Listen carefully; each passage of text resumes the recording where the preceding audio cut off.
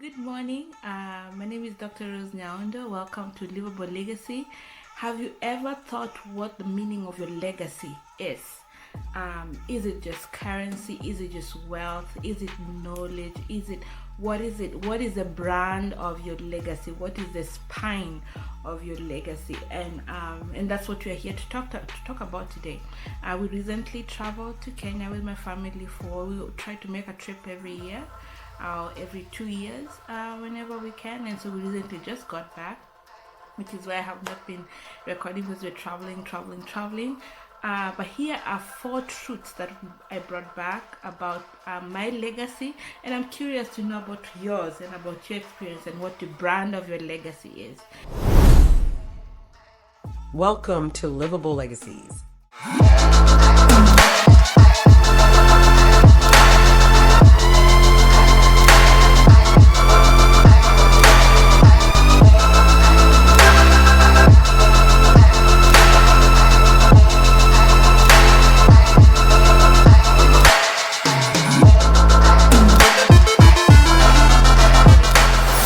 So number 1, when we talk about legacy being local, we are talking about wealth being measured in many other things, including connection, and more so connection, more and not just currency. Okay, it is in who knows you, where are you known, what's your root, what's your family, who shows up when you are there, what's your lineage like, where do you come from? Okay, and how can you trace your legacy? How can you trace your lineage?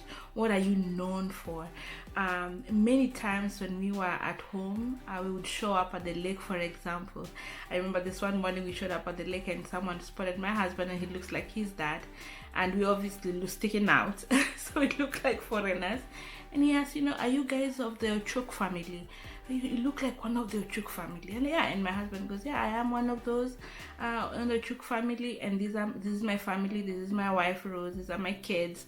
And he was so thankful that he met us. He just come from the lake, literally fishing, and he gave us about 10 fish, and the 10 fish was going to be his lunch. But he gave it to us, and he's a business. He just gave it to us and said, you are new, you have not seen you for so long, welcome home. That is legacy. That's a name of the family. That's a brand, and that's what we are also building both here in the US and also back at home. That's the legacy. Who knows us? Who shows up when we show up? Family showed up to come and spend some time with us. People took time off to come and spend time with us and just hang out and be there and eat together and sing and tell stories and catch up. That is legacy. So again, the local lineage and the memories that we carry with us and what we build for our children with this trip and with all the other trips that we have had, that is the legacy that we want to bring forward. That's the legacy we want to keep, and that's what my brand and my family and my legacy I want my legacy to be about. Okay, that's 1. 2, land carries memory. Okay, the legacy lives in the soil. Land is very important, especially where I come from. We're trying to buy land in a different environment where we are not known, and my father-in-law said, you know what, if you want to buy land, why don't you buy land close to where we are? We try to, because of the cultural customs, my husband being the middle son, he's not going to inherit the land that his father owns. He's going to have to buy land of his own and have his own homestead, kind of. He's not the first son, he's not the last son either.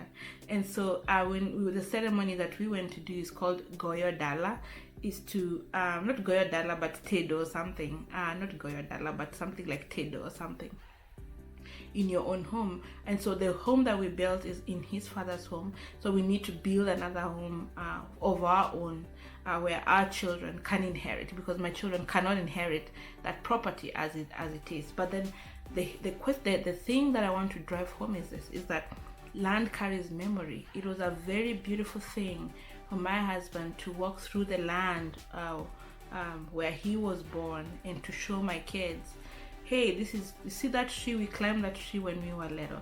This was my grandfather's home, and when we were little we did this and that. And there's still homes in that homestead, even though it is not lived in currently, that they would say, okay, this is, we played with this uncle's kids, we did this, we did the other. And when we went to my side of the family, it was beautiful to just tell the kids and to remember what we have done in that land, the memories that we have built when we used to come home to that homestead, right? And to be able to share that with the children. And so again, land carries memory, and if you can buy land, if you can build your legacy off of an environment that you create memories, that you create meaning, that and that can live in the soil, that you can till, that you can carry forth and have that memory live on beyond you. I think that is something, because again, like you're saying, wealth is not always liquid, right? Sometimes it is rooted. There's small things that it would be considered small that we did. For example, we went and stood by the graves of family members who have passed when we have been away and we were not able to attend their funerals, and to be able to point, this is the grave where Uncle so-and-so was buried, this is my grandmother's grave, this is my uncle's grave, my auntie's grave, and these memories we share, this and this, and honor the lives and the memories that the ones who have passed and gone before us were at. Okay, so again, legacy is not always what we leave in the bank. Okay, it is not always the the stocks that we have. Sometimes it's the memories. Okay, sometimes it is returning to and recognizing the paths that we have lived, and the people that we have whose lives our lives have touched and our paths have crossed. That's 2. 3, culture is currency. My goodness, how can I say this? Culture is currency. I almost want to say it in Kiswahili so that we get to the gist of it. But culture is currency, especially when looking at the children speaking the local languages. I speak 4 languages, my husband speaks 2 languages. But to see my children understand some of the local languages when they're spoken to, or when people are talking about them, to be able to know that people are talking about them because they're foreigners, assuming they don't know Swahili, it was also very interesting. And part of the culture also is just cooking. I made food for the family and for the homestead a few times using the local firewood, how we used to make it, how my parents used to make the food, and also how we make it in the city and how we make it at the local the country, and other traditional things. For example, how my sister-in-law should help me make my home because she's the first wife of the homestead, and that kind of thing, and how my husband has to sit by the tree and just like wait for the food to be brought, and my kids question that. But that is part of the culture, right?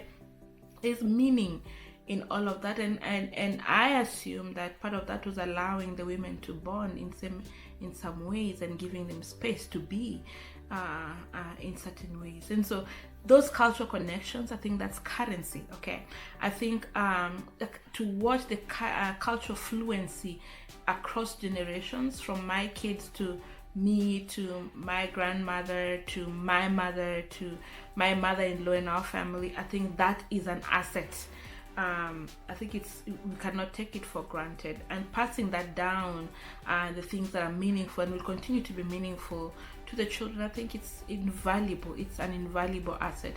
My kids came out saying that pride in knowing where they come from and knowing what their culture means and being able to fit in was quite something. Lastly, generosity is infrastructural. Giving is in my family's DNA. Okay, it is not optional. It is it's like our operational system. It's like how we operate. It is in my tribe. It's the expectation that you pour into others, as well as allow yourself to be poured into, and that's legacy in motion, if you ask me. The culture of giving and sharing and being with. It's just legacy in motion. Okay, we didn't just give because we want to be seen, or because we've come from America, or because we gave because, and that is legacy in motion. And we didn't just give because we come from America. We want to be perceived in a certain way, or to be or for any respect or anything like that. We gave because we feel blessed, we feel lucky, we feel abundant. And we want our children to also continue to feel abundant. My oldest did run a rally in her school for kids to donate school stationery and school supply, for her to donate to local schools in the rural areas. She began an organization, Rural Milledgeville to Rural Kenya, and and the students were very happy, and it made a difference in their lives, and they got to ask questions. And this is a pledge that she's made to them, that she will ensure that they have school supplies.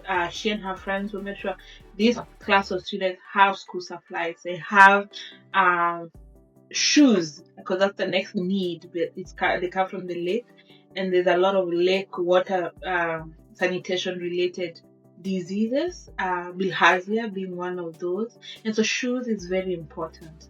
And so one of the things that she's going to be giving towards, and she's going to rally her friends and her networks around, is exactly that, giving back to society. But you don't give from an empty cup. You have to be feeling abundant already.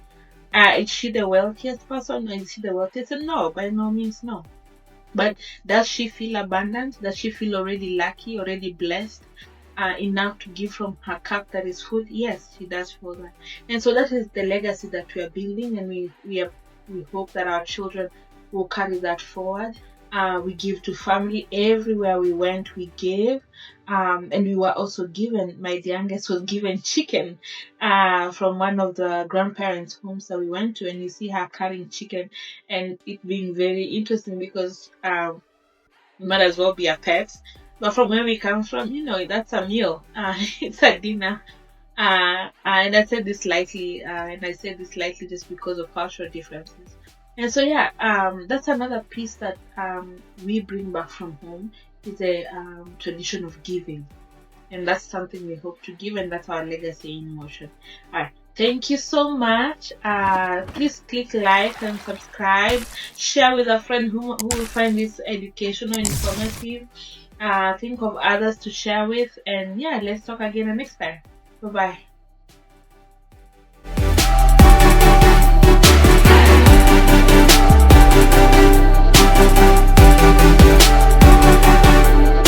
Thanks for watching.